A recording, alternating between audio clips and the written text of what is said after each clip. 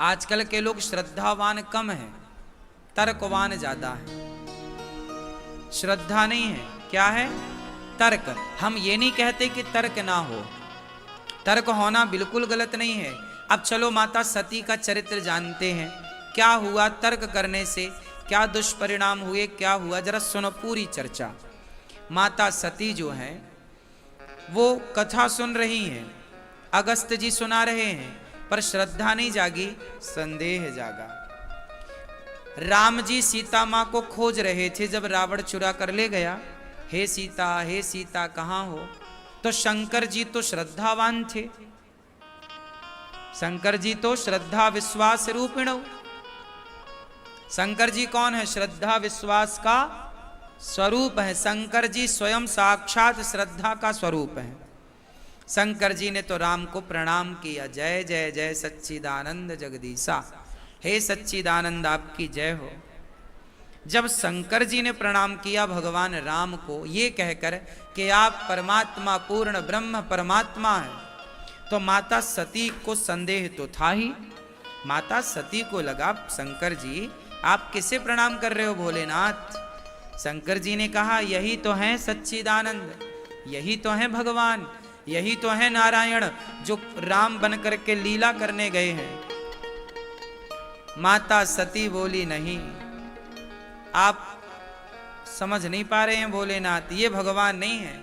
भगवान होते तो अपनी पता को यूं दर दर ना खोजते, भगवान को तो सब पता होता है। भगवान होते तो पता ना लगा लेते कि मेरी पत्नी रावण चुरा के ले गया है। ये भगवान नहीं है, इसलिए सबसे पूछ रहे हैं, हे सीता कहाँ हो, हे खग, हे मृग, हे मधुकर कहाँ? भौरे से पूछ रहे हैं राम जी, पशु पक्षियों से पूछ रहे हैं कि तुमने हमारी सीता देखी? अब बताओ, ये व्यवहार तो कोई पागल ही कर सकता है। माता सती को राम पर क्या हुआ? बोलो, संदेह। शंकर जी ने संदेह मिटाने का पूरा प्रयास किया, समझाया, पर माता सती की गलत फहमी शंकर जी नहीं मिटा सके। बहुत समझाया, सती माता बोली ये भगवान नहीं है। शंकर जी बोले नहीं, ये लीला कर रहे हैं, ये भगवान है। अच्छा ये बताओ, राम भगवान है या नहीं? उत्तर दो। तो फिर अपनी पत्नी का पता क्यों नहीं लगा पाए कि रावण ले गए? सबसे काहे पूछ रहे हैं पशु पक्षियों से? आप बताओ क्या कर रहे हैं? भगवान आगे की तैयारी कर रहे हैं। क्या तैयारी? चलो इसको जरा इस तरीके से समझते हैं। यदि भगवान राम डायरेक्ट रावण को मार देते और सीता मां को ले आते, क्योंकि राम तो कर सकते थे ना, रावण को मार देते और सीता मां को ले गया था वापस ले आते। एक बाण का खेल था, एक बाण मारते राम जी, रावण मर जाता। लेकिन रावण को यदि राम जी तुरंत मार देते तो फिर हनुमान जी को कौन जानता? फिर लंका कौन जाता? लंका कौन जलाता? फिर विभीषण को कौन जानता? फिर शबरी को कौन जानता? फिर जटायु को कौन जानता? फिर अंगद को कौन जानता? फिर बाली को कौन मारता? मतलब सीता हरण के साथ इतनी सारी लीलाएं जुड़ी थीं। एक चरित्र से दूसरे चरित्र को आना था सामने। समझ आ रही है बात? एक चरित्र से दूसरे चरित्र तक पहुंचना था, हाँ या ना? भाई एक बात बताओ, सीता हरण ना होता तो जटायु को कौन जानता? ये बताओ। राम जी मार देते एक बाण, रावण मर जाता, फिर जटायु को कौन जानता? फिर सुग्रीव से कैसे मिलना होता? फिर बाली को कैसे मारते? फिर विभीषण को रावण नहीं मारता तो विभीषण शरण में नहीं आते, और शरण में नहीं आते तो विभीषण को जानता कौन? और फिर हनुमान जी की तो कोई भूमिका ही नहीं प्रकट होती। बोलो, हनुमान जी को भी तो प्रकट करना था, उनकी भी तो महिमा बढ़ानी थी, शबरी के घर भी तो जाना था। इसलिए एक लीला से दूसरी लीलाएं जुड़ी होती हैं। इसलिए हम सामान्य प्राणी हैं, हम भगवान पर प्रश्न चिन्ह खड़ा तो कर देते हैं, लेकिन ये नहीं सोचते कि ये भगवान ने किया है तो उसके पीछे कोई कारण तो होगा। यदि कार्य हुआ है तो कारण जरूर होगा, हाँ या ना। हम लोग कार्य को तो देखते हैं, कारण को नहीं देखते। एक होता है कार्य, हाँ या ना, एक होता है कारण। कोई भी कार्य आप करेंगे, कोई भी काम करेंगे तो उसका कारण जरूर होगा। तो राम ने जो किया सबके पीछे क्या था? कारण था। अब वो कारण लोग नहीं समझते तो राम जी पर उंगलियां खड़ी करते रहते हैं। जैसे सीता माँ का वनवास जाना गर्भावस्था में, अयोध्या के लोगों का कहना, वाल्मीकि जी के आश्रम में सीता माँ का जाना। आप सब ये तो जानते हैं कि राम ने सीता को त्याग दिया। कुछ लोग कहते हैं राम जी ने गलत किया, गर्भवती पत्नी को नहीं छोड़ना था, लेकिन उसके पीछे का कारण ना तो आप जानते हैं, ना तो आप जानने की कोशिश करते हैं। आप ये तो जानते हैं कि राम जी ने सीता माँ को घर से निकाल दिया।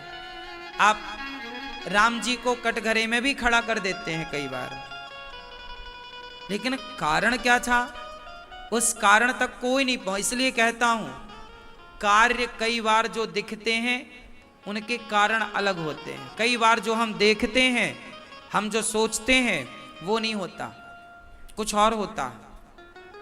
और विवेकी लोग कार्य को नहीं देखते, कारण को देखते हैं। समझदार हैं वो जो कारण तक पहुंचे, मूर्ख हैं वो जो कार्य को देख के ही आलोचना करने लग जाएं, कार्य देख के ही बोलने लग जाएं, कार्य देख के ही निंदा या स्तुति करने लग जाएं। कार्य से नहीं, कारण तक पहुंचिए। जैसे राम भगवान ने माता सीता को वनवास भेज दिया। अब बताओ कि सही किया या गलत किया? आप बताओ। सब नहीं बोलेंगे, टुप्पी टाप रहना। जिससे पूछेंगे वही बोलेंगे, बहन बताएंगी। राम जी ने सीता माँ को गर्भावस्था में वनवास भेजा, सही किया गलत किया? बोलो। गलत किया। कारण जानती हैं आप, फिर कैसे कह सकती हैं कि गलत है? सुना है, कार्य सुना है आपने, कारण नहीं सुना। हम लोग कारण जाने बिना गलत ठहरा देते हैं किसी को भी। हमें और आपको तो छोड़ो, लोग भगवान को भी गलत ठहरा देते हैं कारण जाने बिना। मैया बताओ हमारी, राम ने सीता माँ को वनवास भेजा गर्भावस्था में, सही किया गलत किया? हाँ है? सही। कैसे सही था बताओ?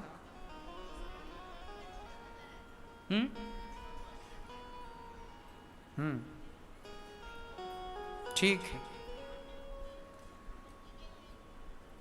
मैया बताएंगी। राम ने गर्भावस्था में अपनी पत्नी को घर से निकाला, सही किया गलत किया? मैया सही। कारण जानती हैं आप? हाँ हाँ, ठीक है। ठोस कारण आप लोग नहीं जान रहे हैं, ठोस कारण आज हम आपको बता देंगे। ध्यान से सुन लो। आप सबको ये जानकारी होनी चाहिए कि आपके सामने कल ये विषय कोई आपके बच्चे रखें, क्योंकि बच्चे भी तो कई बार सवाल पूछते ही हैं ना माँ बाप से कि माँ ऐसा क्यों हुआ, तो आप बता सको आपको। और मैं आपको एक बात बहुत जिम्मेदारी से समझा रहा हूं, सीता माँ और राम क्यों वनवास भेजा राम जी ने सीता माता को? कारण क्या था? पहली बात तो आप ये जान लो कि राम जी ने वनवास नहीं भेजा सीता माँ को। पहला तो ये, सीता माँ को वनवास राम ने नहीं भेजा, प्रजा ने भेजा है। भाई राम ने थोड़ी कहा था कि सीता रावण के घर रह के आई है, मैं स्वीकार नहीं करता। वो तो एक धोबी ने कहा था, प्रजा का एक सदस्य ने कहा था। अपनी पत्नी को उसने बोला था कि तू रात को कहाँ थी? उसकी पत्नी रात को आई नहीं घर, कहीं रुक गई होगी, सखी के घर, काम करती थी वो दूसरे के घर में। बारिश का मौसम था, बाढ़ आ गई, नाव चलती थी, बारिश में नाव चली नहीं तो वो केवट के घर उसकी वो जान पहचान की बहना थी तो रुक गई। सवेरे आई तो पति ने कहा रात को कहाँ थी? बोले बारिश आ गई थी तो मैं केवट भैया के घर सो गई थी। नहीं, अब मैं तुम्हें स्वीकार नहीं करूंगा। तुम रात कहाँ थी? मैं कोई राम थोड़ी हूं, मैं कोई राम थोड़ी हूं जो सीता वनवास रावण के घर रही और राम ने स्वीकार कर लिया। मैं तुम्हें स्वीकार नहीं करूंगा, याद रखिएगा। कुछ लोग ऐसे होते हैं, उस धोबी ने राम का नाम क्यों ले लिया? क्या मैं राम थोड़ी हूं? क्योंकि उस समय राम ही सबसे बड़े थे। और आदमी बदनाम किसे करना चाहता है? छोटे को कोई बदनाम क्यों करेगा? जो है नाम वाला वही तो बदनाम है। जिसका नाम है उसी को लोग बदनाम करते हैं। और जरूरी नहीं है कि जो बदनामी हो रही है वो सही हो, उसके पीछे का कारण भी तो जानना चाहिए।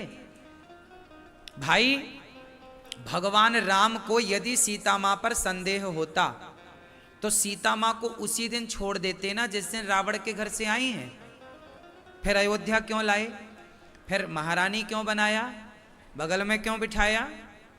इसका मतलब राम को तो सीता माता पर कोई संदेह था ही नहीं। वो तो पति पत्नी बड़े प्रेम से थे। संदेह दिक्कत किनको थी? लोगों को। आप पति पत्नी को दिक्कत नहीं है, आप बड़े प्रेम से रहेंगे तो दिक्कत लोगों को है कि आप प्रेम से क्यों रह रहे हैं। आप भाई भाई जरा प्रेम से रहने लग जाओ, दिक्कत तुम भाई भाई को नहीं है, दूसरों को है। तुम्हारे हमारे रिश्ते जरा अच्छे हो जाएं, मधुर हो जाएं तो हमें तुम्हें दिक्कत नहीं है, तीसरा टांग अड़ाएगा।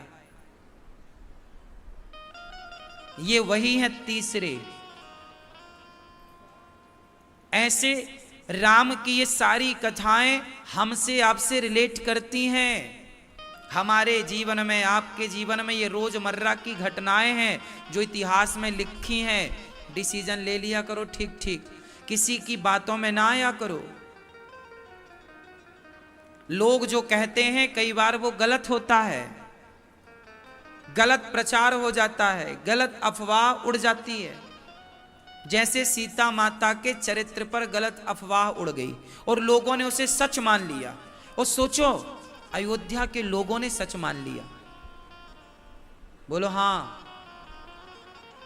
एक अफवाह, एक व्यक्ति ने पत्नी को कहा कि मैं कोई राम थोड़ी हूं कि स्वीकार कर लूं। ये बात दूसरे ने सुनी, दूसरे ने तीसरे को, हवा की तरह बात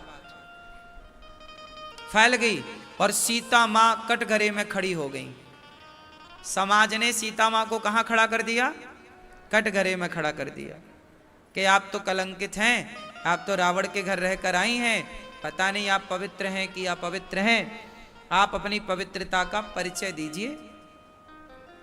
आप पवित्र हैं तो परीक्षा दीजिए। याद रखिएगा, संसार चाहता है कि आप अग्नि परीक्षा दें। संसार चाहता है कि आप जल जाएं, मर जाएं। ये दुनिया तुम्हारी तारीफ तब तक नहीं करेगा जब तक तुम जिंदा हो। जरा तुम मर जाओ तो तुम्हारे दुश्मन सबसे पहले तुम्हारी प्रशंसा करना स्टार्ट करेंगे। मर जाओगे तो दुश्मन तुम्हारी सबसे पहले प्रशंसा तुम्हारे दुश्मन करेंगे। वो जो तुम्हारे जिंदा रहने पर पानी पी पी कर तुम्हें गालियां देते थे, तुम्हें कोसते थे, तुम्हें अपमानित करते थे, वही लोग तुम्हारी तारीफ करेंगे सबसे पहले। दुनिया चाहती ही है कि आप तरक्की ना करें, इज्जत नाम सम्मान ना कमाएं। लोगों को इस बात का दुख नहीं है कि हमारा बेटा बेरोजगार है, लोगों को इस बात का दुख है कि तुम्हारा बेटा सफल क्यों हो गया, सक्सेस क्यों पाली। वो अपने बेटे के नालायकी से परेशान नहीं है, वो तुम्हारे बेटे की काबिलियत से परेशान है। वो अपनी असफलताओं से परेशान नहीं है, तुम्हारी सफलताओं से परेशान है। हाँ या ना? लोग इसलिए परेशान नहीं है कि मेरा घर नहीं बना, लोग इसलिए परेशान है कि तुम्हारा घर क्यों बन गया। लोग इसलिए परेशान नहीं है कि आज मेरा चूल्हा नहीं जला, लोग इसलिए परेशान हैं कि आज तुम्हारे घर में बढ़िया 56 भोग क्यों बना।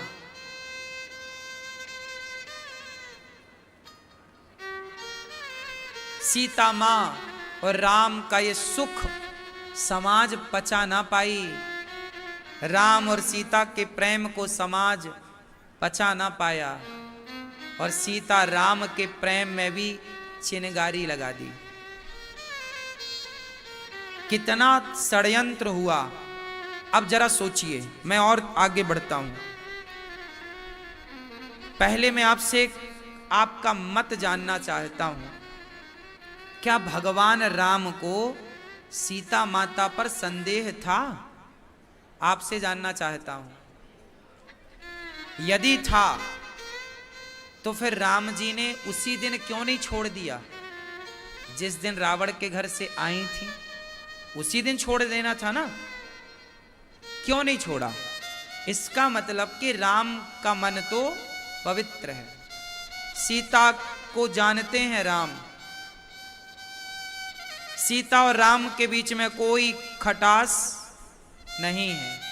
पर ये दुनिया, ये लोग, ये समाज, इन्होंने आरोप लगाया कि सीता रावण के घर रहकर आई हैं, पता नहीं कैसी हैं। तो सबने कहा कि ये अपवित्र हैं। तो अब जब अपवित्रता का आरोप लगेगा तो ये अपवित्रता का आरोप ये कहना चाहता है कि आप परीक्षा दो। मतलब प्रजा सीता मां से परीक्षा लेना चाहती है, सिंपल परिभाषा है। प्रजा क्या चाहती है सीता मां की? बोलो, परीक्षा। और जबकि सीता मां अग्नि परीक्षा पहले हो चुकी है, अब फिर से लोग कह रहे हैं कि फिर से दो। क्यों? हम भी देखें। लोग कह रहे हैं वो तो लंका में हुई थी, पता नहीं हुई भी कि नहीं, हमने थोड़ी देखा। सीता मां को जब ये बात पता चली तो सीता मां और राम बैठे, दोनों की बातें हुई। बातें क्या हुई? भगवान राम और सीता जब बैठे तो राम तो केवल रो रहे थे, आंखों में आंसू थे। राम थोड़ी चाहते थे कि सीता चली जाए, पर प्रजा ने अब तो विद्रोह कर दिया। क्या कर दिया? विद्रोह समझते हैं? जैसे अभी बांग्लादेश में हुआ तो वहां की प्रधानमंत्री को इस्तीफा देना पड़ा, ये विद्रोह है। यदि प्रजा विद्रोह कर दे तो शासन हिल जाता है।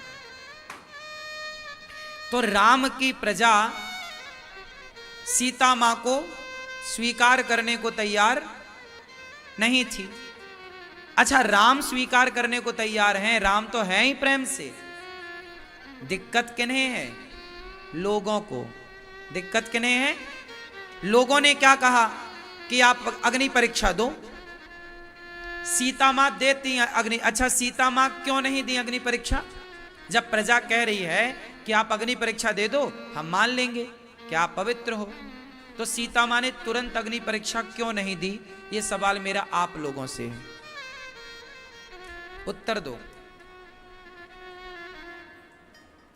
आपसे कहा जा रहा है कि आप अग्नि परीक्षा दो, आप पवित्र हैं तो, वो सीता मां पवित्र हैं तो दे देने में बुराई क्या थी? क्या बुराई थी? ये हो गया सवाल। अब आओ इसका उत्तर देखते हैं क्या है। देखो, माता सीता समझ गईं कि ये प्रजा मेरी परीक्षा लेना चाहती है, और मेरी परीक्षा लेने के बाद आप मेरे पर यकीन करें, विश्वास करें, मैं ऐसे लोगों के संग रहना नहीं चाहती। एक बेटा अपने बाप की परीक्षा ले, बाप इससे खुश होगा? आपका बेटा, आप जितनी स्त्रियां बैठी हो, आपका बेटा आपकी परीक्षा लेना चाहे कि मां हमें लग रहा है कि तुम्हारा कहीं किसी और के साथ कोई चक्कर है, तुम जरा परीक्षा दो, तो आप ऐसे बेटे को फिर उस बेटे के भाव से स्वीकार कर पाओगी जो आपके चरित्र पर लांछन लगाए? उत्तर दो। फिर वो वाली ममता, वो वाला अटैचमेंट, वो वाला प्यार रहेगा? बोलो।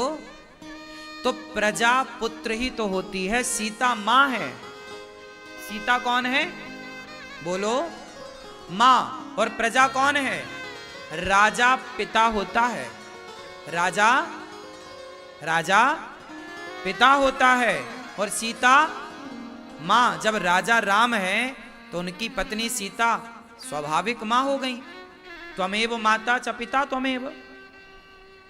तो जब आपका बेटा आप पर लांछन लगाए, कहे कि जी मां पहले परीक्षा दो, तो आप ही ऐसे बेटे के साथ परीक्षा तो दे दोगी, आप पवित्रता तो साबित कर दोगी, लेकिन पवित्रता साबित करने के बाद भी आप उस बेटे से उस प्रकार कनेक्ट नहीं हो पाएंगी। एक वो खटास आ जाएगी, आप नहीं रहना चाहोगी। नहीं, अब तू मुझे अकेला छोड़ दे, तू अपना खुश रह जा। ऐसे ही सीता मां के साथ हुआ। सीता मां बोली कि जो मेरी प्रजा, जो मेरी संतान मेरी परीक्षा लेना चाहे, अब मैं इनके संग कैसे रहूं? सीता मां बोली राम से, प्रभु अब आज्ञा दीजिए, मैं अग्नि परीक्षा देके सिद्ध तो हो जाऊंगी, लेकिन मैं एक पल रुकूंगी नहीं। राम ने कहा ना सीता, आपको रुकना होगा। क्यों? आपके गर्भ में बच्चे हैं, यदि आप चली जाओगी तो अंदर जो बच्चे पल रहे हैं पेट में वो भी चले जाएंगे। फिर राम का वंश जो आगे बढ़ना है वो कैसे बढ़ेगा? इसलिए अब क्या ऑप्शन निकाला जाए? राम ने रोक दिया ना।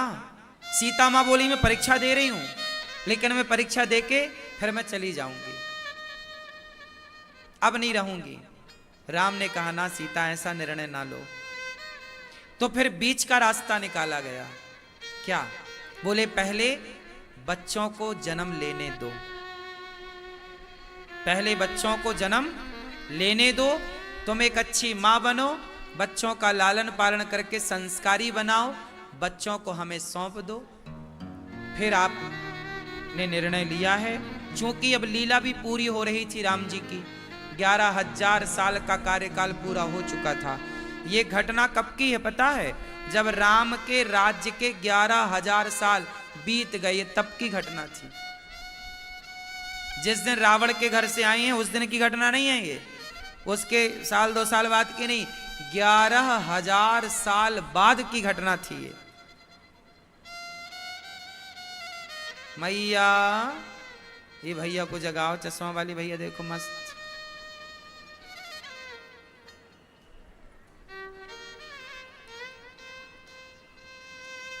कितने साल बाद की घटना है ये? जोर से 11,000 वर्ष। अब मुझे एक बात बताओ, राम जी ने और सीता मां ने एक प्लान किया कि प्रजा भी संतुष्ट हो जाए, बच्चे भी प्रकट हो जाएं, और सीता मां अब रहना तो चाहती नहीं, क्योंकि कारण मैंने बता ही दिया, तो वो चली जाएं। तो इस इसका एक निदान ये निकला कि सीता आप संत की कुटिया में जाओ, वाल्मीकि जी के यहां। तो सीता मां संतों के यहां इसलिए गई कि मेरे बच्चे संतों के पास रहेंगे, शिक्षा दीक्षा संतों से होगी तो बच्चे संत सेवी बनेंगे, राष्ट्र सेवी बनेंगे। संतों वाला संस्कार बच्चों में प्रवेश करेगा। तो महर्षि वाल्मीकि जी के यहां लक्ष्मण जी छोड़ने गए थे माता सीता को, और आश्रम के बाहर छोड़ करके लक्ष्मण जी आ गए। सीता मां को वाल्मीकि जी ने बेटी कहकर संबोधित किया, अंदर बुलाया, कुटिया में रखा, एक स्थान दिया, वहां वो प्रेम से रहती माता सीता। फिर बच्चों का जन्म हुआ लवकुश, तो जंगल जाकर के बच्चों के लिए वो स्वावलंबी बने। सीता मां ऐसा नहीं कि कुछ ना करूं खाने को मिले, नहीं, आश्रम का सारा काम करती थी। बच्चे भी काम करते थे, स्वावलंबी बने, सेल्फ डिपेंड बने, सब काम कर सकें। सीता मां को पता था बेटा लवकुश तुम्हारे पिता को राजा बनते बनते वनवास जाना पड़ा, तुम भी तैयार रहो, समय का भरोसा नहीं, कभी ये राजा बना दे, कभी ये वनवासी बना दे, हर समय के लिए तैयार रहना चाहिए। सीता मां वनवास में रही और लवकुश जब लगभग 10 वर्ष के हुए, 10 से 12 वर्ष, तब लवकुश ने घोड़ा पकड़ा, जो राम जी ने यज्ञ किया, राजसो यज्ञ, उसका घोड़ा। और लवकुश की लड़ाई हनुमान जी से, भरत जी से, लक्ष्मण जी से हुई, वो सब हार गए लवकुश से। अंत में राम जी आए और राम जी को घोड़ा लवकुश ने दिया, लड़े नहीं राम जी से, दे दिया। वही लवकुश अयोध्या नगरी में जाकर सभा में राम जी को राम कथा सुनाई और कहा कि हम आपके पुत्र हैं। राम जी बोले कि आप हमारे पुत्र हैं, इसका क्या प्रमाण है? आपकी मां कहाँ है? जब मां को बुलाया गया तो वाल्मीकि जी सीता मां को लेके राम जी के दरबार में आए। वहां पर सीता मां ने कहा, हे रघुनंदन, ये लवकुश आपके पुत्र हैं। हे पृथ्वी माता, यदि ये लवकुश राम के पुत्र हैं तो मुझे अपनी गोद में स्थान दे दो मां। यदि मैं स्वप्न में भी कभी किसी राम के सिवा किसी और का स्मरण ना किया हो, चिंतन ना किया हो, तो मुझे अपनी गोद में स्थान दे दो मां। यदि मैं अग्नि की तरह और गंगा की तरह पवित्र हूं तो हे मां, मुझे अग्नि में अपने गोद में स्थान दे दो। ये जब कहा तो पृथ्वी माता प्रकट हो गई और सीता मां सबके देखते देखते पृथ्वी में समा गई। अब वो प्रजा जो आरोप लगाती थी वो रोने लगी, मां क्षमा कर दो, हमने आप पर मिथ्या दोष लगाया, आरोप लगाया। मां ने आशीर्वाद दिया, हो गया। आपने कहा आपको हम पर संदेह था, देख लीजिए हम पवित्र हैं या अपवित्र हैं। सारी प्रजा चरणों में गिर पड़ी, पर मां किसी के रोकने रुकी नहीं। पृथ्वी मां में समा गई, पृथ्वी से प्रकट हुई और पृथ्वी में ही सीता माता समा गई। लवकुश राम को सौंप करके चली गई। अब मुझे आप ये बता दो कि इसमें राम का दोष कहां है?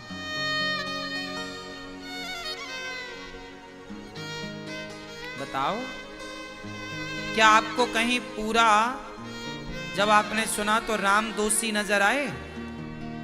बोलो, अब बताओ दोषी कौन है? बोलो जोर से। दोषी है वो समाज, जो बिना सत्य जाने लांछन लगाता है। आज हमारे देश की जेलों में आधे से ज्यादा निर्दोष लोग पड़े हुए हैं। आज ये दुनिया बिना विचारे किसी पर भी टिप्पणी कर देती है। जानती कुछ नहीं है ये दुनिया किसी के बारे में। जैसे आप लोग पड़ोसन को या पड़ोसी को जानते नहीं हैं, उसके बारे में उसके बैकग्राउंड को जानते नहीं हैं, पर आप एक एक घंटा चुगली करते हैं पड़ोसन की, पड़ोसी की, या रिश्तेदारों की, या दो लोगों की। आप बुराई करते हैं, आप किसी संत की निंदा करते हैं, आप किसी व्यक्ति विशेष के लिए टिप्पणी करते हैं, आलोचना करते हैं। कितना जानते हैं आप उनके बारे में? आज किसी को भी आपने देखा होगा, लोग सीधा उंगली उठा रहे हैं, संत गलत हैं, ये तो ऐसा करते हैं, वैसा करते हैं। तुम जानते हो, तुमने देखा है, तो क्यों आरोप लगा रहे हो? और ये दुनिया सुनी सुनाई बातों पर यकीन कर लेती है। बिल्कुल यही हुआ सीता माता के साथ। दोषी वो समाज है जो बिना सत्य को जाने उंगलियां खड़ी करता है, बिना आपको जाने आप पर लांछन लगाता है। सुनी बातों पर यकीन नहीं करना है। कई बार सुनी बातें नहीं, कई बार देखा हुआ भी झूठा हो जाता है। इसके लिए एक दृष्टांत देता हूं। अकबर और बीरबल की बातें तो आप लोगों ने बहुत सुनी होंगी। आप लोगों ने कई बार सुना होगा कि कानों सुना नहीं, आंखों देखा भी झूठा हो जाता है। ये किस आधार पर बात कही, तो सुनो। एक बार अकबर की पत्नी, अकबर के लिए ना एक माली गुलाब की सैया बनाया करता था। सैया समझते हैं? बेड में गद्दे के ऊपर बढ़िया गुलाब बिछाया करता था, गुलाब की परत इतनी मोटी। फिर वो गुलाब की सैया पर सोया करते थे राजा और रानी, अकबर और अकबर की पत्नी।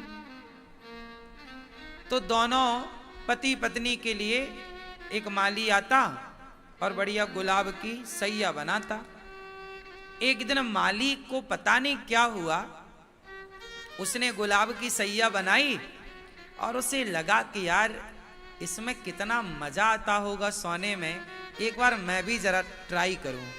तो वो भी लेट गया और लेटा, आंखें बंद की, अच्छा लगा, ठंडा ठंडा, अच्छी हवा चली, नींद आ गई। माली सो गया। तब तक रानी आई और रानी को लगा कि ये महाराज सोए हैं। वो गुलाब की सैया थी और रोज वो ऐसे ही सोते थे, तो गुलाब की कुछ पंखुड़ियां मुंह में आ गई होंगी तो चेहरा ठीक से दिखाना होगा, तो रानी भी बगल में सो गई। अब एक तरफ रानी सोई है, एक तरफ माली सोया। तब तक राजा आया, अकबर। और जब राजा आए तो देखा कि मेरी पत्नी माली के संग सो रही है। अब तो क्या होना था? अब तो महाभारत। जो राजा ने तलवार निकाली, दोनों का सिर काटूंगा। मंत्री संतरी को बुलाया, बीरबल आए। अब बीरबल आए, जब हल्ला हुआ तो दोनों की नींद खुली। रानी उठ के देखी माली को, चौंक गई, ये कहां से आ गया? और माली जागा, उसके तो प्राण सूख गए कि अब तो गए काम से। बीरबल आए, महाराज रानी को मारने चले। बीरबल ने रोका, महाराज रुक जाइए, पहले विचार करिए, आपने क्या देखा?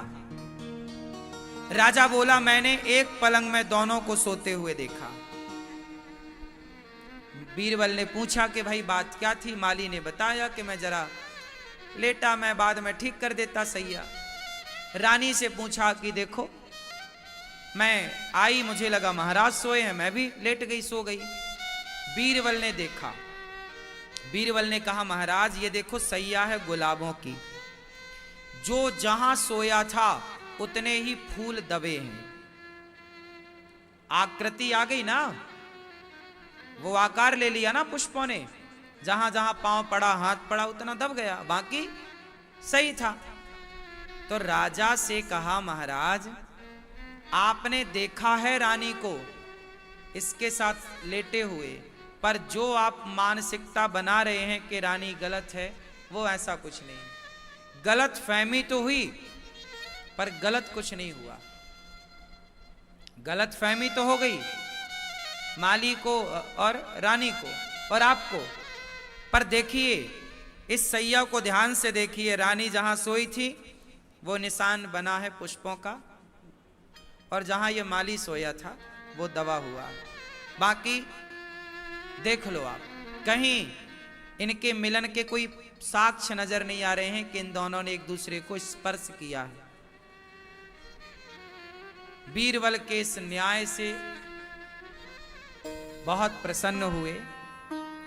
कुल मिला के ये बात तब से कही जाने लगी कि कई बार आंखों देखा भी गलत होता है, कई बार जो आप देखते हैं वो नहीं होता, होता कुछ और है। इसलिए न्याय प्रणाली इतनी स्ट्रांग हो कि निर्दोष आदमी जेल ना जाए। आज जितने भी केस हैं अधिकाधिक तो ऐसे हैं कि बहुत लोग निर्दोष परेशान होते हैं मेरी माँ, हाँ या ना?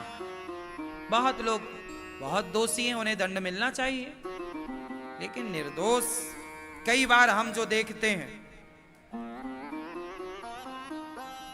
अब जैसे विदेशों में कानून है पता है, वहां छोटे छोटे बच्चे यदि मां उन्हें डांट दे मार दे तो बच्चे फोन लगा देते हैं पुलिस को, 5 साल 10 साल के बच्चे, और पुलिस पकड़ के ले जाती है। अमेरिका लंदन में ये कानून है।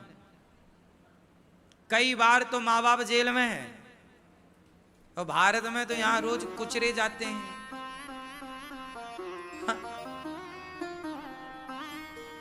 कुचरना समझते हैं? नहीं, आज कुचरेंगे तुम्हें, मतलब पीटेंगे, आज तुम्हारी आरती उतारेंगे, हाँ या ना?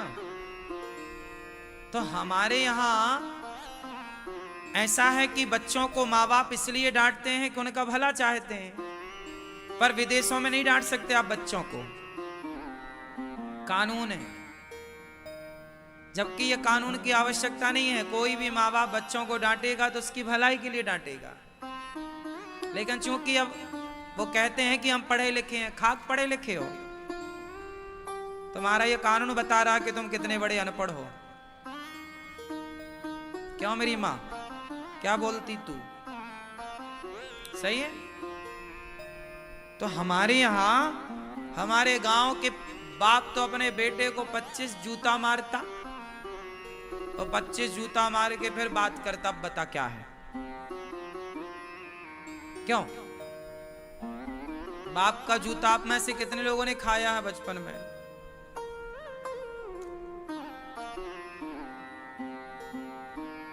आप खाए हो? बीड़ी पीते थे क्या? फिर काहे की बात के जूते पड़े, परेशान करते थे। अच्छा है, थोड़ा सा माँ बाप की भी डांट खाना चाहिए। अब जो लोग नहीं खाए डांट मार, अब उनसे पूछा जा रहा कभी मार खाए हो माँ बाप की? नहीं खाए, मारे नहीं माँ बाप ने। अरे माँ बाप गले लगाते हैं, उसमें उनका जितना प्यार होता है उससे कई गुना ज्यादा प्यार जब वो डांटते और मारते हैं तब उनका प्यार होता है। सही है कि गलत है?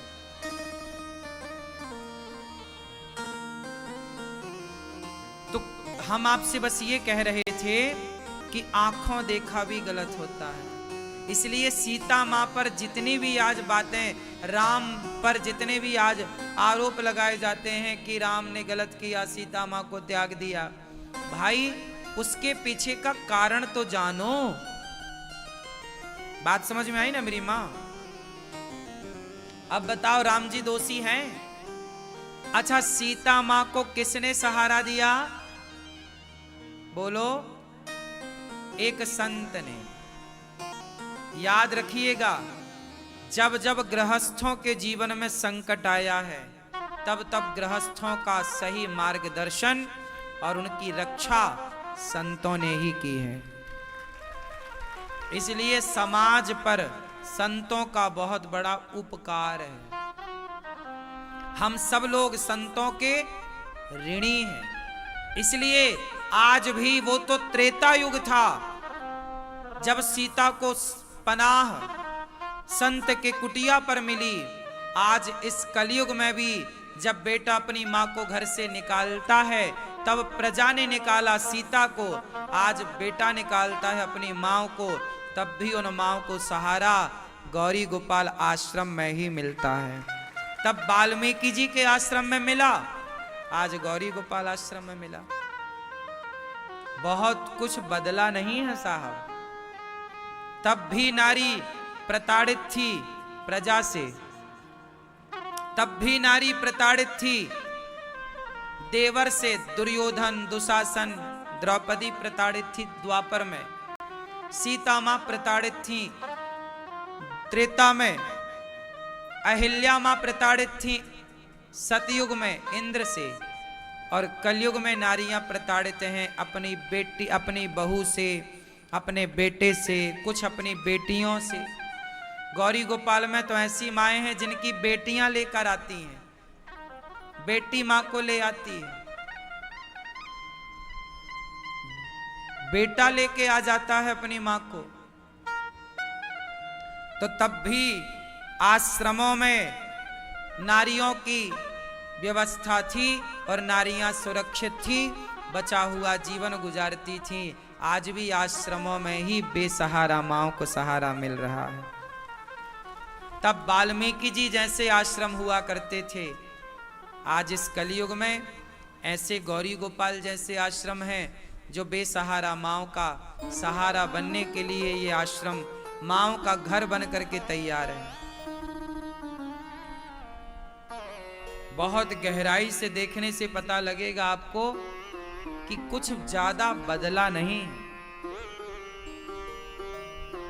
गौरी गोपाल आश्रम में माँओं की सेवा और दर्शन करने आज स्वामी नारायण मंदिर के एक बड़े संत आए और उन्होंने यहाँ की सब सेवाओं का दर्शन किया। सोचिए, बड़े बड़े साधु, बड़े बड़े संत, बड़े लोग यहाँ आकर के आप लोगों ने भी देखा होगा, सब लोग गौरी गोपाल आश्रम की सेवाओं को देखने आते हैं। तब भी सीता आश्रम में थी, आज भी कुछ सीता आश्रम में है। महर्षि वाल्मीकि जी के जमाने में भी आश्रम समाज की भिक्षा से चलते थे और आज भी आश्रम आप सबकी भिक्षा से चलते हैं। पहले भी संत क्या करते थे? गृहस्थों के पास जाते थे और क्या मांगते थे? बोलो, भिक्षा भिक्षाम देही, हे माता भिक्षा दो। और धन्य है वो गृहस्थ जिनके द्वार से रोज भिक्षा निकलती है सेवा के लिए। हम गृहस्थ हैं साहब, गृहस्थ का धर्म है दान देना, आपका धर्म है दान देना। इसलिए संत शास्त्र कहते हैं कि कमाई का 5% अलग निकाल के रख दो। जो कमाओ उसका 5%, 2% अलग निकाल कर रखो। वो दीन में, दुखी में, प्यासे में, भूखे में, निर्वस्त्र है तो, चप्पल जूते नहीं है तो, गरीब है तो, बेसहारा है तो, गाय है, कुत्ता है, दवाई की किसी को जरूरत है, सबकी सेवा हो। पशु है, पक्षी है, सबकी सेवा आप गृहस्थों से होती आई है, ये इतिहास साक्षी रहा है। इसलिए गौरी गोपाल आश्रम में आज 290 वृद्ध माताएं हैं। पहले के आश्रमों में भगवान राम पढ़ने कहां गए थे मेरी मां? बोलो, गुरुकुल। कौन गुरुकुल? वशिष्ठ जी का गुरुकुल था। राम जब पढ़ने गए तो राम भी भिक्षा मांग कर लाते थे, गुरु माता को देते थे, गुरु माता वो बनाकर फिर उन बच्चों को परोसती थी। ये परंपरा रही है भारत की।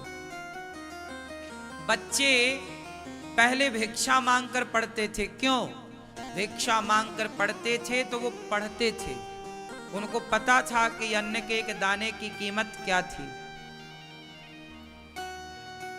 वो जानते थे कि भाई हमारी पढ़ाई करने के लिए देखो हमें भिक्षा मांगना पड़ता है। उन्हें कभी घमंड नहीं आता था कि भिक्षा मांग रहे हैं। पहले की शिक्षा का पहला पाठ ही भिक्षा था। और आज भी गौरी गोपाल गुरुकुल में 150 बच्चे पढ़ते हैं, लेकिन आज बच्चों को भिक्षा मांगने हम कहीं बाहर नहीं भेजते, उन सब के बदले हम ही भिक्षा मांग लेते हैं आप लोगों से। और आप जो भिक्षा देते हैं उसी भिक्षा से यह गौरी गोपाल गुरुकुल के 150 बच्चे पढ़ते हैं। आज भी वही गुरुकुल चल रहे हैं। परंपराएं तो देखो बचाने से बचती हैं, नहीं बचाने से कुछ नहीं बचता। कुछ बच्चे होते हैं समझदार, जो माता पिता की संपत्ति बचाए रखते हैं, निशानी के तौर पे कि ये हमारे पिताजी का खेत है। आज कितना भी आदमी बड़ा आदमी हो जाए पर बाप की संपत्ति नहीं बेचता, दादाजी की संपत्ति नहीं बेचता। बनाते हैं, आप बनाओ भाई। ये हमारे बाप के हाथ का पेड़ लगाया था इस खेत पर, ये हमारे दादाजी के हाथ का पेड़ लगाया था इस खेत पर। ये घर कितना भी पुराना हो गया पर हमारे पिताजी ने बनाया था इस घर को, हमारे दादाजी ने बनाया। ये निशानियां होती हैं कि नहीं? बोलो हाँ। तो कुछ लोग ऐसे होते हैं जो बाप की संपत्ति बेच के गाड़ी घोड़ा खरीद के शौक पूरे कर लेते हैं, पर कुछ समझदार बच्चे होते हैं जो माँ बाप की संपत्ति, पता है पहले की बहुएं लोटा बचा के रख लेती थी। ये मेरी सास की सास के हाथ का लोटा है, ये मेरी सास के हाथ की गिलास है, ये मेरे सास के हाथ का चम्मच है। क्यों मेरी माँ? पहले पुरानी निशानियां होती थी। ये मेरी सास की हाथ की परात है, थाल थी ना परंपराएं पुरानी। आजकल की आधुनिकता में देखो अब कुछ पुरानी चीजें बच नहीं रही हैं। पुरानी चीजों की कोई वैल्यू ही नहीं है आज। पुरानी केवल वस्तु नहीं होती मेरी माँ, उस वस्तु के पीछे एक भाव जुड़ जाता है कि हमारे पिता की है, दादी की है, दादा की है, परदादी की है, परदादा की है। इसलिए आपसे हाथ जोड़ के कहता हूं, तुम्हारे पिता का घर, दादा का घर, जमीन जायदाद बिल्कुल ना बेचना, ना बिगाड़ना। तुम बनाओ अपने से और उन्हें मत बेचना। जिस खेत पर तुम्हारी माँ जाया करती थी, जिस खेत पर तुम्हारे पिताजी जाया करते थे, अब वो खेत ही तुम्हारे लिए मंदिर है। तुम्हारे माँ बाप वहां गए, तुम्हारे दादा दादी वहां गए, है ना। हमारे पिताजी के पास एक खेत है, 2.25 एकड़ पिताजी के पास। उस खेत में मैं जब छोटा था तो मेरे पिताजी उसमें जाते थे कटाई करने, गेहूं बोया करते, चने बोया करते, मैं भी जाता था। मेरी माँ जाती थी उसमें काटने, कटाई, चने की कटाई, पिताजी भी काटते। मैं भी वहां छोटा था तब उस खेत पर जाया करता था, काटता था मैं भी। मेरे लिए माँ छोटा सा वो बनाती थी गट्ठा, मैं भी सिर पे रख के लाया करता था चना। जब फसल आती है ना किसान, हमारे पिताजी मंदिर के पुजारी थे, हमारे पिताजी के पास केवल एक खेत है, 1.25 एकड़ का एक खेत, बस वही खेत है। उसी पर माँ जाती थी, पिताजी जाते थे, दादाजी भी जाते थे, क्योंकि वो दादाजी ने खरीदा था, वो खेत दादाजी का था, फिर दादाजी से वो पिताजी के पास था, तो दादाजी भी उसमें गए, दादी भी उसमें जाती थी, हमारी माँ भी उसमें जाके कटाई करती थी, हमारे पिताजी भी उसमें जाते थे, हम लोग भी उसमें गए, उसी में खेलते, उसी में खाते, उसी में माँ नाश्ता लेके आती, पिताजी उसी में रहते। तो यादें जुड़ी हैं उस खेत से। अब वो खेत कोई कहे कि जी आप बेच दो, नहीं भाई, उसका कोई मूल्य नहीं है, उसकी कीमत 0 है, क्योंकि उसे बेचना ही नहीं है, क्योंकि वो केवल खेत नहीं है, वो एक मंदिर हो गया हमारे लिए। क्या हो गया? एक, बोलो, बात सही है, हम गलत कह रहे हैं? माँ बाप की यादों को बेच देना चाहिए? बोलो, कभी नहीं बेचना चाहिए। मूर्ख हैं वो बच्चे, नालायक हैं वो, जो माँ बाप की संपत्ति बनाई, जिसमें माँ बाप ने जान लगा के, अरे जब घर बनता है तो तुम्हारी माँ सिंचाई करती है, तराई करती है, तुम्हारा बाप तराई करता है। क्यों जी? जब घर बने पुराने तो माँ बाप ने खड़े होकर बनवाया, पाई पाई जोड़ जोड़ के बनवाया। वो घर कैसा भी है, खप्पर वाला है, कच्चा है, टूटा है, कोई बात नहीं, आप नया बनवा लो उसी जगह पर, ठीक है, लेकिन वो जगह वही रहे। कोशिश करो कि पुरानी यादें, पुरानी चीजें ना बिकें। ऐसे ही यादें हैं, जैसे हम पुरानी चीजें नहीं छोड़ते, ऐसे गुरुकुल पुरानी परंपरा थी। अंग्रेजों ने, मुगलों ने गुरु परंपरा को नष्ट किया, पर ये दास अनिरुद्ध को लगा मैंने भी गुरुकुल में पढ़ाई करी तो वो गुरुकुल फिर स्थापित होने चाहिए, तो मैंने फिर गौरी गोपाल गुरुकुल की स्थापना करी कि पुरानी जो परंपराएं हैं हमारी वो नष्ट ना हो। जैसे पुरानी विरासत है वो नष्ट ना हो, ऐसे पुरानी परंपराएं भी नष्ट नहीं होनी चाहिए। क्यों मेरी माँ? पुरानी परंपराओं को बचाए रखो। हमारे राम गुरुकुल में पढ़ने गए, हमारे कृष्ण गुरुकुल में पढ़ने गए, चंद्रगुप्त मौर्य गुरुकुल में पढ़ा चाणक्य के, हम भी गुरुकुल में पढ़े ये दास अनिरुद्ध। तो अब गौरी गोपाल गुरुकुल है कि मैं पढ़ा हूं तो गुरुकुलों का ऋण मेरे ऊपर है, उतारूंगा, आपसे भिक्षा मांग मांग कर गुरुकुलों की सेवा करूंगा। और आज मुझे बहुत प्रसन्नता है, समाज समझे ना समझे, लोग समझे ना समझे, लेकिन गौरी गोपाल गुरुकुल में बच्चे पढ़ते हैं, निःशुल्क पढ़ते हैं, 1 भी रुपए नहीं लेता हूं मैं बच्चों से। उनको पढ़ना, लिखना, खाना पीना सब फ्री।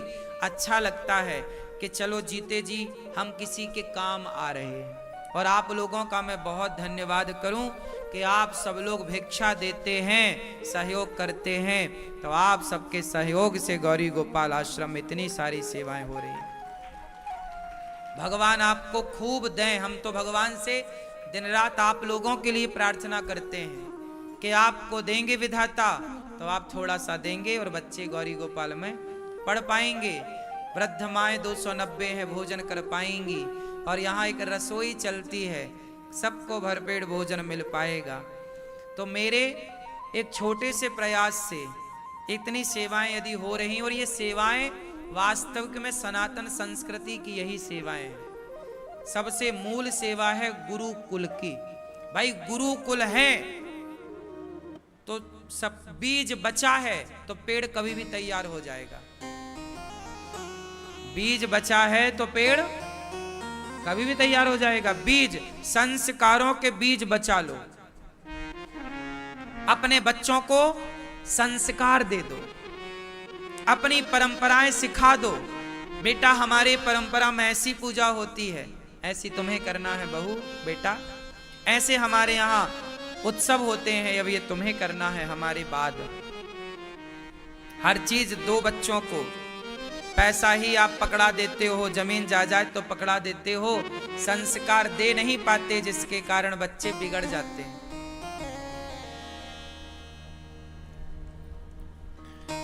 मैं अपने माता पिता का बड़ा धन्यवाद देता हूं कि उन्होंने मुझे आप सबकी सेवा के लायक बनाया, सेवा के योग्य बनाया।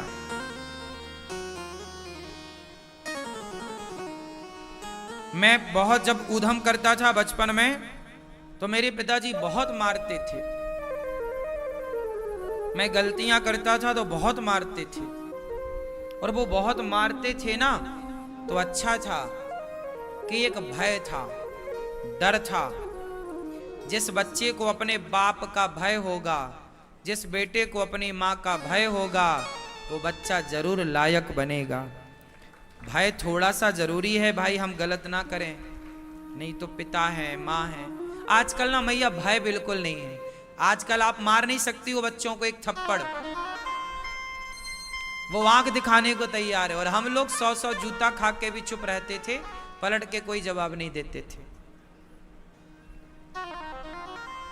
अपने माँ बाप से खूब बचपन में माँ भी हमारे को कभी कभी मार देती थी, गलती करते थे ठीक मारती थी, पिताजी भी मारते थे गलती करने पर। अच्छा था कि वो मारते थे, अच्छा था कि वो हर बात पर डांटते थे, अच्छा था कि हर गलत जगह जाने से रोकते थे, अच्छा था कि हर गलत आदमी से मिलने से रोकते थे।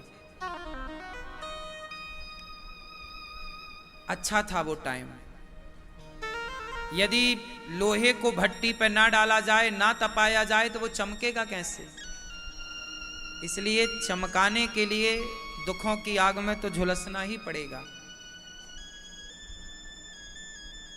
आजकल की परवरिश जो है ना, इस परवरिश से तुम्हारे बच्चे कमाएंगे पैसा, पर तुम्हारी तरफ पलट कर ना देखेंगे।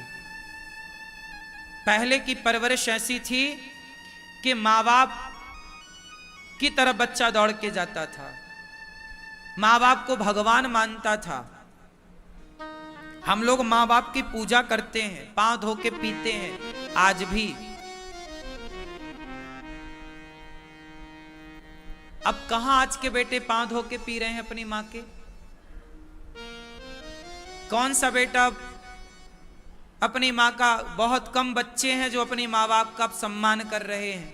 वरना बच्चे तो पढ़ लिख के यही कह रहे हैं कि तुम कुछ नहीं जानती माँ, तुम मूर्ख हो, तुमने कुछ पढ़ा ही नहीं, कुछ देखा ही नहीं।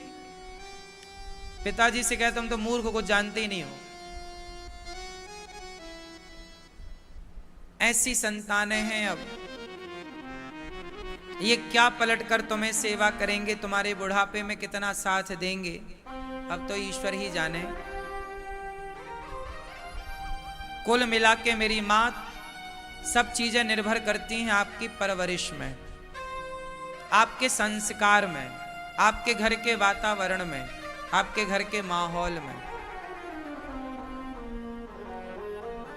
तो भगवान शंकर माता सती को बहुत समझाए कि ये भगवान है, पर माता सती नहीं मानी और परीक्षा लेने चली गई। भगवान राम की सीता बन के पहुंच गई, राम जी के सामने गई। राम जी पहचान गए, माता जी राम राम, जंगल में अकेली कैसे, शंकर जी कहाँ हैं? जबकि सती सीता बनकर गई और राम जी ने पहचान लिया। जहां देखे माता सीता वहां राम सीता। शंकर जी के पास गई, शंकर जी ने कहा हो गई परीक्षा? माता ने कहा कछु ना परीक्षा, लीन है गोसाई। हे भोलेनाथ, हमने कोई परीक्षा नहीं, तुम्हारी तरफ प्रणाम करके आ गए। झूठ कह दिया माता सती ने। भगवान शिव ने माता सती का परित्याग कर दिया। भगवान शिव ने माता सती को त्याग दिया। सती पिता के यज्ञ में जाती हैं। दक्ष के यज्ञ में कनखल में यज्ञ कराया, भगवान शिव को नहीं बुलाया दक्ष ने।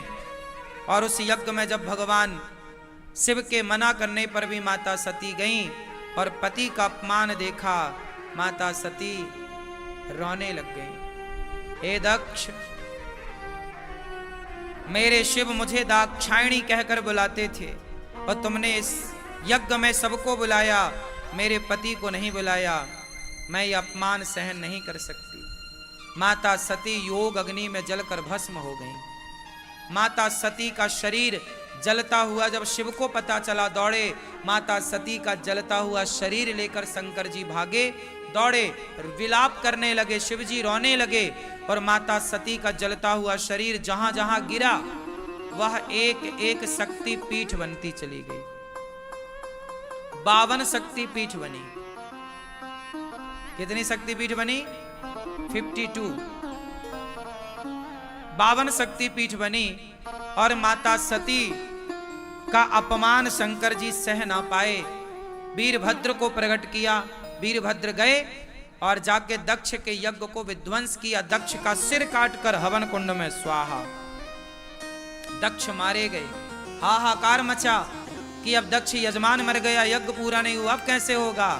तब शिव जी को मनाया गया, हे भोलेनाथ कर्पूर गौरम करुणावतारम, आप करुणा के अवतार हैं, मान जाइए। शंकर जी की स्तुति की, शंकर जी का क्रोध शांत हुआ। तब दक्ष के सिर पर बकरे का सिर जोड़ा गया। धरती के सबसे पहले सर्जन भगवान शंकर हैं। पहला सफल ऑपरेशन शंकर जी ने किया। बकरे का सिर जोड़ दिया ससुर जी के सिर पे। बकरा क्या करता है? बोलो, क्या करता है? मैं। और आप भी क्या करते हैं? मैं नहीं, मुझे नहीं जानते, मैं ये, मैं वो, मैं ये, मेरा ये। आप भी तो बकरे की तरह मैं करते हैं। मैं, मुझे नहीं जानते, मेरा नाम नहीं सुना। ये तुम्हारा जो मैं करना है ना, ये भी बकरा है। इसलिए बकरे ना बनो। इंसान बनाया है ईश्वर ने, मैं ना करो, मैं नहीं। आपने सुना होगा गुरु नानक देव जी के बारे में। गुरु नानक देव जी, एक बार क्या हुआ, गुरु नानक देव जी कुछ अनाज तौल रहे थे। कूड़ा जानते हैं? कूड़ा पहले चलता था, एक कूड़ा, जैसे आजकल किलो चलता, तराजू चलती, पहले तराजू नहीं। एक चहोली, बरहिया, कूड़ा, कूड़ो, आपकी भाषा में क्या है भगवान जाने। 5 किलो उसमें आता, एक पीतल का होता था, तौलने का होता था। वो गेहूं, अनाज उसी से, गेहूं चने उसी से तुलते थे। क्यों? आप समझते हैं दादाजी? कूड़ा समझते हैं? ठीक। कितने लोग कूड़ा समझते हैं? चलो, चहोली कौन समझता? चहोली, चहोली जानते हो? एक चहोली गेहूं, बरहिया। हाँ। तो एक ये समझ लो कि 1 किलो तौलने का एक पात्र था, उसमें उतना ही गेहूं आता था, 1 किलो ही आएगा, उसको तौलते थे। तो गुरु नानक देव जी एक बार गेहूं इत्यादि अनाज तौलने बैठे, तो उन्होंने कहा, राम 2 3 4 5, 5 तौले, 6 7 8 9 10 11 12 13, और जब 13 आया तो वो सारा तौल बस 13 पर रुक गए गुरु नानक देव जी। लोगों ने कहा, आपने 100 तौल दिया, 100 चला गया और आप 13 पर रुके। नहीं, 13 के आगे नहीं, 13 के आगे कुछ नहीं। आप कहते हो मैं, मेरा, और गुरु नानक देव जी बोले, प्रभु सब तेरा है, तेरा तुझको अर्पण, क्या लागे मेरा, तो सब तेरा, सब।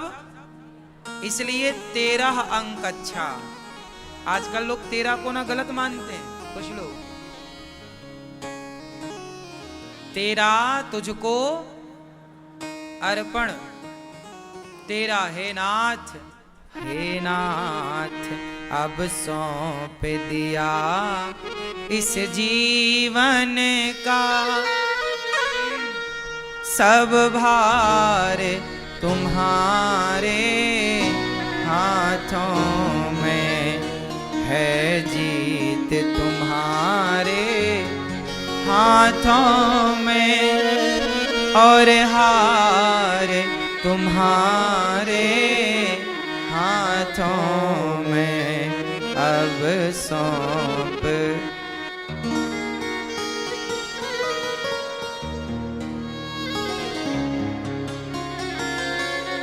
तुझ में मुझ में बस भेद यही, मैं नर हूँ तुम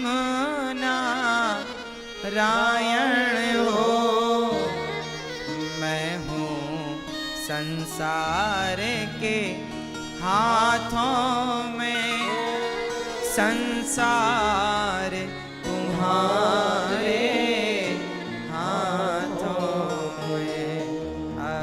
सौंप दिया इस जीवन का, सब भार तुम्हारे हाथों में अब सौंप दिया। आओ सौंपते हैं अपने आप।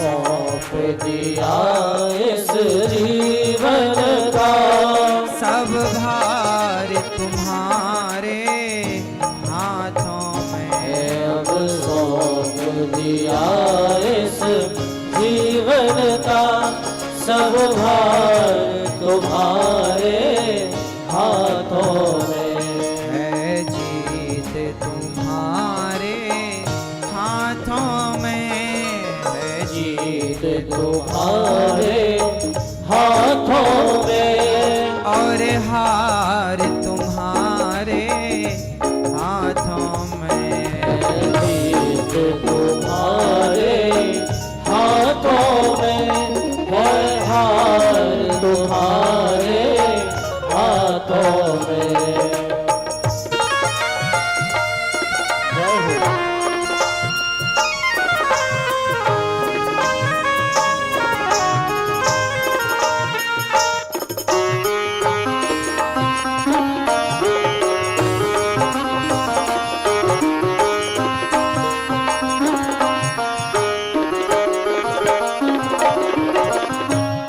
मेरा निश्चय बस एक यही,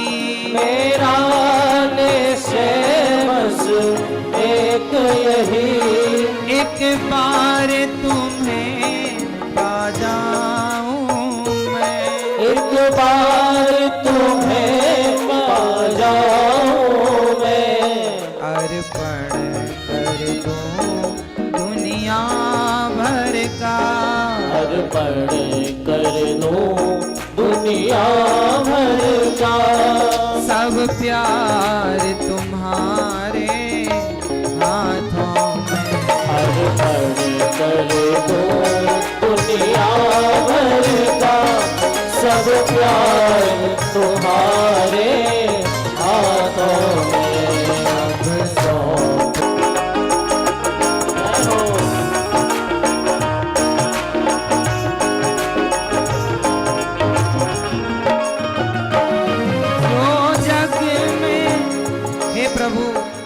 संसार में ऐसे रहूं जैसे जल में कमल का पुष्प रहता, ऐसे रहूं। जो जग में रहूं तो ऐसा रहूं, जो जग में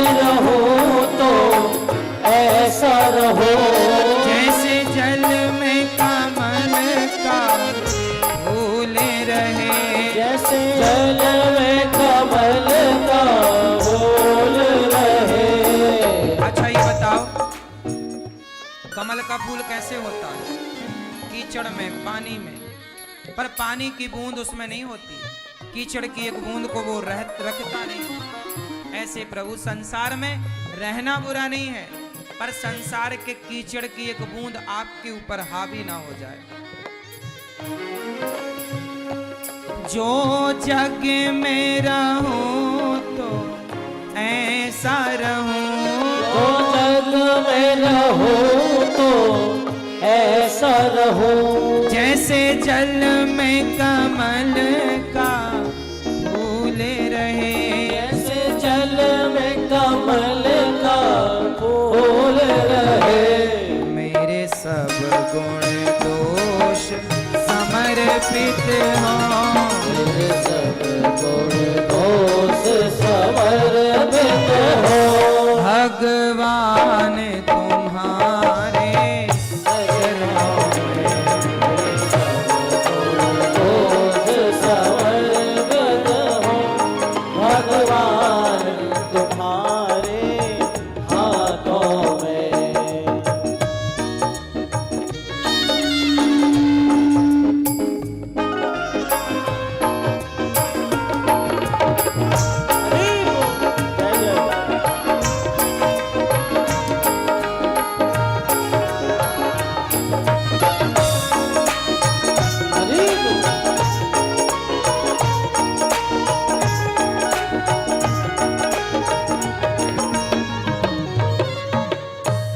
जब जब संसार में जन्म मिलूं, जब जब संसार में जन्म मिले। निष्काम भाव से कर्म करूं, इस भाव भाव से कर्म करो। फिर अंत समय में प्राण तजूं। अंत समय में प्राण तजो। साकार तुम्हारे चरणों में। अंत समय में प्राण तजो। साकार तुम्हारे चरणों में। अब सौंप दिया इस जीवन का सब भार तुम्हारे हाथों में। है। जीत तुम्हारे हाथों में और हार तुम्हारे हाथों में है। जीत तुम्हारे हाथों में और हार तुम्हारे हाथों में है। जीत तुम्हारे हाथों में और हार तुम्हारे हाथों में।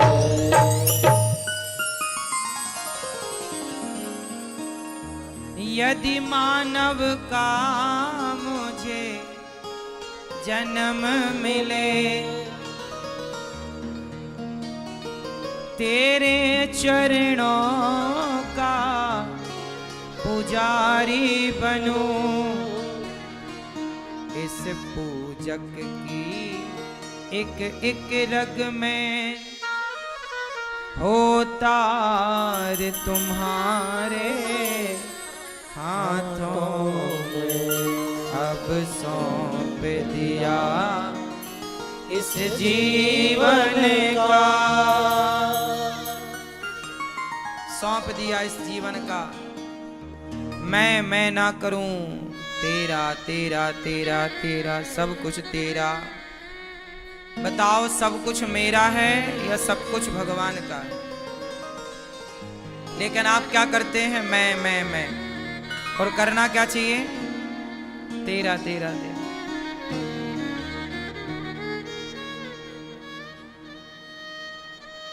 प्रिय भक्तों, भगवान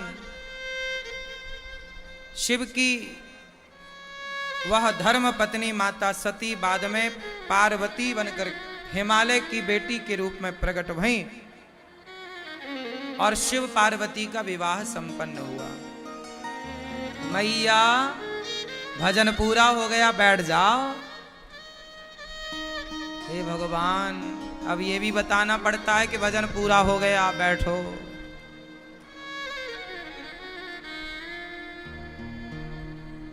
इतना कलयुग आ जाएगा हमें नहीं पता था। मैया, ओ बोतल वाली मैया,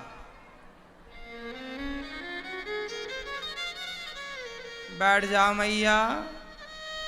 ओ मेरी माँ, बैठो। तो पैटा बैठ जाओ जल्दी से। मनु जी महाराज की 3 बेटियों की कथा। प्रियव्रत, उत्तानपाद 2 बेटे। उत्तानपाद की पत्नी है सुनीति और सुरुचि। सुनीति के पुत्र हुए हैं ध्रुव। ध्रुव जी बहुत छोटी सी आयु थी।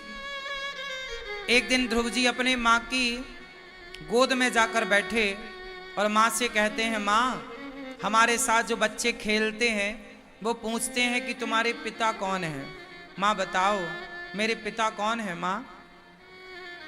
तब माँ ने गोद में बिठा के लाड़ लड़ाते हुए ध्रुव जी से कहा, बेटा ये जो राजा है ना उत्तानपाद, ये तुम्हारे पिता हैं। ध्रुव जी बड़े प्रसन्न हुए और माँ की गोद से उठे और दौड़ पड़े राज दरबार की तरफ। उत्तानपाद राज गद्दी पर बैठे थे। ध्रुव जी गए दौड़ के और पिता की गोद में जाके बैठ गए, उत्तानपाद की गोद में।